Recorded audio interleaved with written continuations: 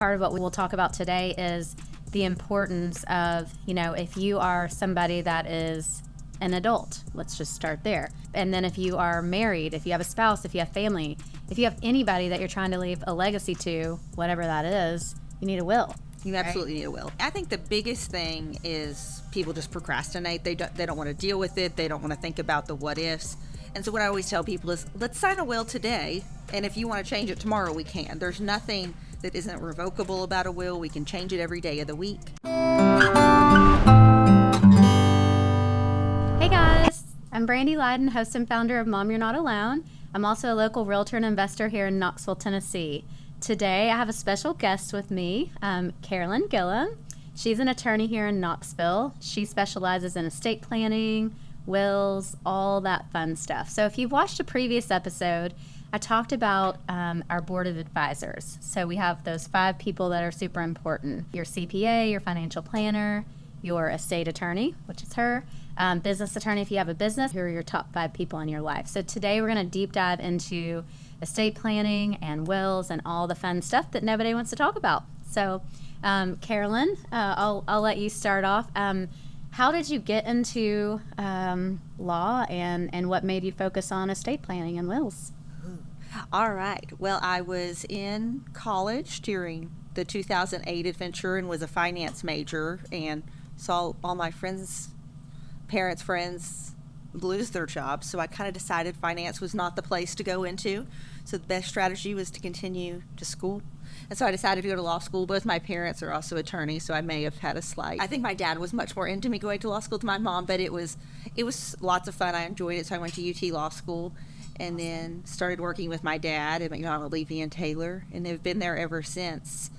And how I started doing estate planning, generally when I started, I did everything. It was basically what walked in the door I took, as any baby attorney. But just truly, I love old people and love helping with the peace of mind. It's, when you finish an estate plan, people are relieved and happy. And lots of other areas of the law, you don't get that response. You could do a great job with the divorce and the people still aren't going to be happy at the end of the day, because it's a sad event. And so with that, estate planning was just something I enjoyed, and I really liked the group of people that I got to work with. Awesome. Okay. So I think we should dive into, just so we know, we've known each other and been friends, and she's actually my estate attorney. And if you have followed a lot of these episodes, you know my story about losing my husband back in 2022. So we had met with her a couple months back to get wills started and all of that. And such as life goes, filled everything out and didn't get it turned back in, kind of shoved it to the side. And I'll let her share her side of how that happened. Yes, I told Brandy I felt like it was this initial absolutely horrible emotional friend response, and then maybe 30 seconds later, and this is all happening at 5 a.m., I'm like, oh my goodness, they didn't sign anything. And it hurts like, it's going to be fine. And I'm like, will it? and it was fine, and we worked our way through it. But it's that kind of, I feel like, as an attorney plus friend, you have all of those different components of balancing the balls and making sure everybody's doing what they're supposed to. But it all worked out. We got it all fixed. Yes, it was a panic mode, of not having that will. And I think that, part of what we'll talk about today is the importance of, if you are somebody that is an adult, let's just start there. And then if you are married, if you have a spouse, if you have family, if you have anybody that you're trying to leave a legacy to, whatever that is, you need a will. You absolutely need a will. And power of attorneys. I mean, I think one of the biggest things I always say when I have clients in and they have kids heading to college, I'm like, get them to sign a power of attorney before they head out. Because once a child turns 18, you no longer have the ability to know anything. If a car accident happens, if you walk into the hospital, you don't get to know that. And I think that's very hard for a mom and dad to cope with when they're used to making all the medical decisions. Mm-hmm. And so just a simple power of attorney can also help a lot. So having kids that are 18 and older. Mm-hmm. An adult, I know, although we don't consider them adults, but they are. So power of attorney, that covers anything, medical, everything? Yeah, so we usually do them in 2 separate documents. So one is for healthcare and one is financial. And so that also would allow you to access their bank account, make sure their bills were paid if they weren't able to pay them. Gotcha. Okay, so power of attorneys are huge too. So let's talk a little bit about estate planning. Well, actually, let's go back to wills. So I would say the bulk of the people that don't want to face the fact, like, we're all going to die one day, right? So it's like they don't want to face that fact. They don't want to face making the decisions of, if that happens, what does that look like? But I guess to kind of talk about the importance of the will, and on the flip side, what your family has to deal with if you don't have one. Yeah, so I mean, I think the biggest thing is people just procrastinate. They don't want to deal with it. They don't want to think about the what ifs. And so what I always tell people is, let's sign a will today, and if you want to change it tomorrow, we can. There's nothing that isn't revocable about a will. We can change it every day of the week. I always joked I had a sweet client that would change her will every January based on what nieces and nephews sent her Christmas cards that year. So she was in her 90s. She had nothing else better to be mad about. But I mean, that is truly, you can change it at any time. So I always say, let's start with a base will. In the regards of, if you don't have a will, the state does not take your money. I feel like I get that asked all the time. Oh my gosh, my dad didn't have a will. Is the state going to get all of his? And they aren't. It still goes to the family, but it may not go the way the family intended. For example, if you're married and have children, the children receive a share of the estate if the assets aren't jointly titled, and that creates complications. And also the spouse not realizing, and potentially you're not financially secure enough to provide assets to the children that they're supposed to be receiving. And so that's one of the big things that you have to deal with. So just as a will that's as basic as, this is where the assets go, this is, if you have kids, this is where they go, and then, you can get more complicated after that. You got it. Yes. And I mean, that's, basically, if you're married, what I call that is a sweetheart will. You say, everything goes to my spouse, and then thereafter, everything goes to our children. Mm-hmm. And then who raises our children if we're not able. That's a big deal to put that in there. The court is not required to follow it, but it definitely provides a lot of comfort when that's in there, because there's no guessing game, and there's a lot less fighting between the family if they say, hey, they wanted, maternal aunt to raise the children. Got it. Yeah. So then when we dive into, so aside from will, then we look at estate planning. That's a whole nother ball game. So what's your goal if somebody comes in and they want to do estate planning, but they have nothing? Wait, when you say nothing, do you mean no assets, or they have no documents? They have today? no documents. They're just like, let's do an estate plan, and Yes. I have nothing in writing for anything. So I would say the absolute first thing to do is, what I always say, step one is, let's look at all of your assets and how they're titled, because of a lot of our estate planning can now be done by what I call third-party contracts. So that's beneficiary forms, pay on death forms, transfer on death forms. So imagine anytime you get an insurance policy, you can make somebody the pay on death beneficiary. And so if you have a spouse, you could just name your spouse. That won't pass through the will. That'll go directly to your spouse. But vice versa, if the spouse dies with you, we don't want the children, if they're 15, to be getting $1 million life insurance policy. And so that's where we would then step into a more complex estate plan of looking at a trust, and then who would be the trustee of the trust. And so that's kind of step one, is find all of our accounts. So look at how our real property is titled. A lot of people say, oh yeah, it's all owned husband and wife, but then all of a sudden you realize, well, no, wife bought that house, and husband was out of town that week, and husband bought that house because wife was on a trip with the kids, and so all of a sudden these things aren't passing jointly. And so step one is really getting all of our assets initially titled how we want them. So either in LLCs, titled as husband and wife, or titled in a trust. Okay. And would you recommend, I mean, every person's scenario is different, but would you recommend trust and then, versus an LLC? So they have very different uses. So an LLC does a lot more liability protection. So if we're concerned of risky things occurring, if it's a regular rental property where we don't have general access to the property and aren't aware of things breaking, I like an LLC. If we're just looking for seamless transfer of assets to the next generation, a trust does great. Either if we have property outside of Tennessee, you're always wanting to lean towards a trust just to avoid having to do probate in multiple states. Mm-hmm. But you can have both. So you can have an LLC that owns something, and then the trust owns the LLC, and so that you can also avoid probate. Gotcha. Okay. So yes, if you're complicated enough where you have an LLC that owns your rental properties, but then the trust owns the Yes. LLC, and you're protected that way. So, complicated stuff, but super important. So when you, I guess, let's talk about sometimes you get named to where you're in charge of somebody's estate.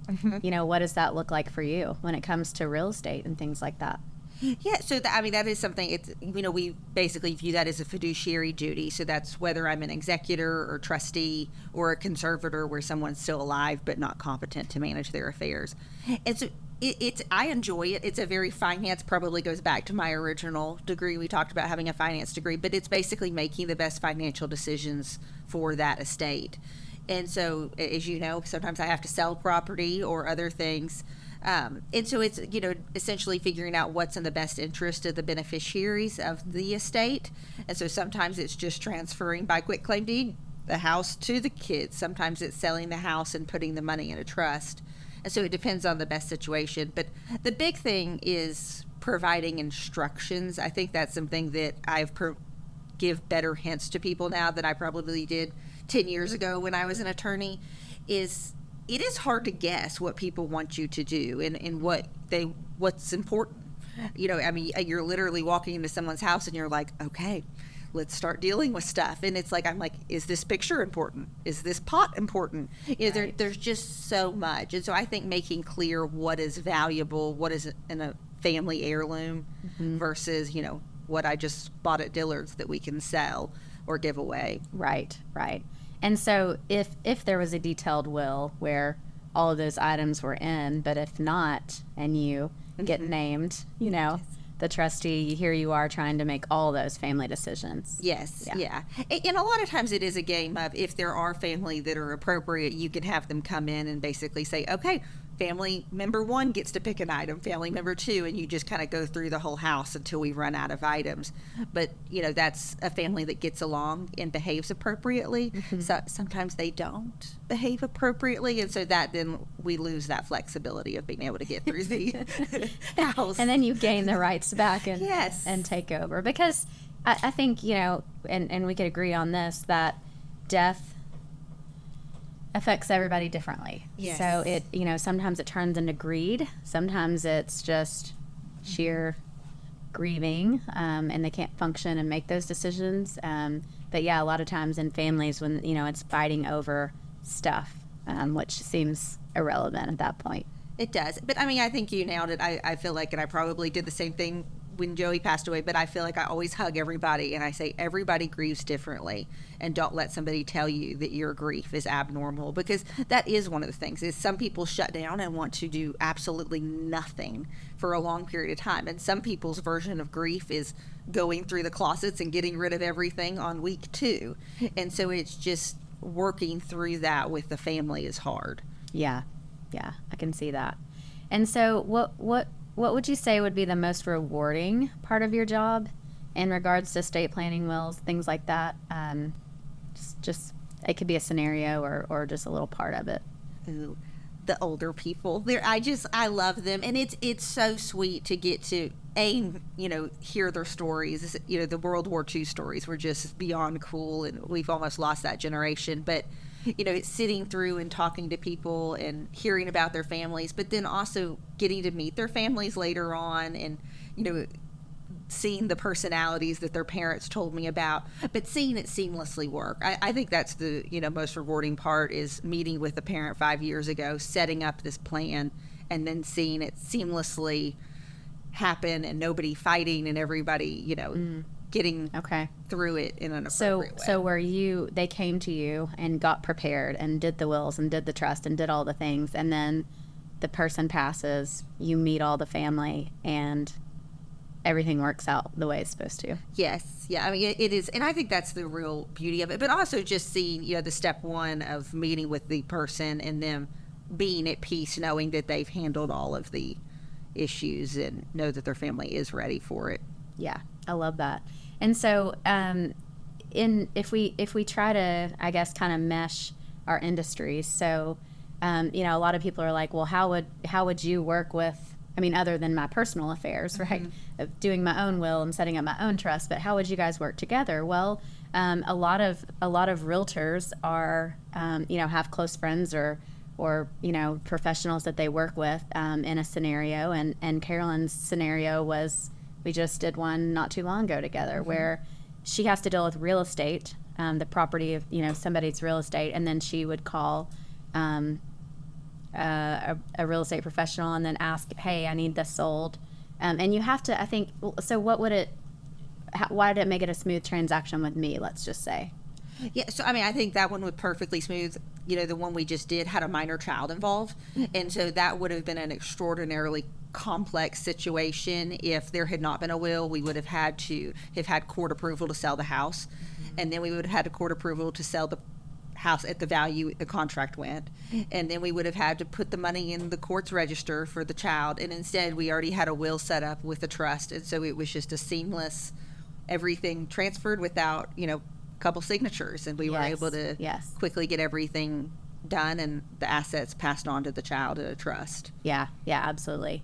So, and I think if you're a realtor and you're partnered with an estate attorney, I think it's you have to take that, I think, and treat them like family, just like we do our clients, but it's a whole nother level when you're dealing with an estate, because it's something that's going to be passed on. And so I think I take it almost even more serious and to heart, like what if this was my child, or what if this was my family, and so trying to make sure that they get the most money possible and everything's smooth, and they're protected in a way of passing that down. So that minor child got great money for this property, and now it's in the trust for him or her. Yeah, awesome. Okay, so we've talked about the most rewarding part of it. What do you think is the hardest part? Two things. One is getting attached to clients and watching them mentally decline. Alzheimer's is just such, and dementia of all general types is so hard to see, or massive strokes, and seeing this highly intelligent engineer that can no longer communicate with me for what he wants or needs. That is a very difficult situation. And a lot of times we're kind of in that middle zone of, we knew them when they were competent, and we're trying to help the family get through that to the next step. And it's just hard. Life is fragile, and seeing that component's very difficult. I would say the more infuriating, not necessarily hard, is just the greed, and bickering over spoons or Tupperware lids. It is just unreal what people will fight about in the midst of someone's death, and it's irritating, to say the least, and just a waste of energy and resources and time, and family relationships end. I cannot tell you the amount of estates, unfortunately, where I don't think the siblings will ever talk again, because they have fought over something in a house. Yeah. So would you say in that scenario a more specific will would have avoided that? Yes, or picking a third party to essentially administer the will. I think one of the issues is you pick one child that has that is the executor and has the authority to sell the house, and the other child is living in the house. That's a component that gets very finicky quick, because that other child has nowhere to go, but the estate needs to sell the house to disperse the money to all of the kids. And so essentially, I would say putting somebody else to be the bad guy besides the sibling would have probably been a better strategy. Gotcha. It's not that the child wasn't going to get kicked out of the house at some point. It's just the matter of who had to do it. The sibling has to kick their own sibling out. Yes, and that's just hard. It's in some aspects it's not fair to the sibling that got responsible for that. Right. So being the most responsible sibling is maybe not always the best. It is not a privilege, but a responsibility to be the executor. Yes. And I think that's, nobody talks about that very much, where it's, you think, okay, this kid's been really responsible, I'm going to assign them, and then they just take on the burden. Yes. So third party meaning like they would name you or their attorney or whoever. And there's also lots of wonderful trust companies, depending on the estate's value, that can do that as well. It just kind of depends on what assets are existing, what are the needs of the children, as to the most appropriate third party. Got it. Okay. So greed being the worst, and the relationship building with the clients being the best. Okay, awesome. So if you guys have learned anything out of this, I would say take a couple take homes. I mean, people fear just making the step and doing the will. So step one, period, you have to have a will. Yes. So and the process, I mean, it's easy. You call, you set up an appointment. It could be done in a day. It could be. Yeah, and I mean, I think that's one of the big things is just start. And a lot of that can be done by, as we talked about, third-party contracts. So, I mean, step one is go to your bank. Figure out what happens to your bank account when you pass away. Do you have a beneficiary form? Is it still your parents from when you set up the bank account when you were 16? I mean, that's kind of the step one, I would say, before you even walk into an attorney's office, is do the documents you can do. Got it. Yeah. Prior to the will and Yes. potentially setting up the trust. Okay. And do you have any other words of advice for us today? Oh. Just in general, based on your experience. Life advice. Hit us with something good, Carolyn. Oh, goodness. I think the big thing is consider the people that you appoint and their personalities. I mean, I think that's something, just because somebody may be good at it in the regards of their, skill set, but emotional set may be another thing. I think that's one of the big issues, is consider how people grieve and whether they're an appropriate person to be appointed. Okay. Love that. Awesome. All right, guys. This is Carolyn Gilliam. We are really honored to have her with us today. So if you want more information, drop some comments below. Have a great day. Thank you, guys. Bye.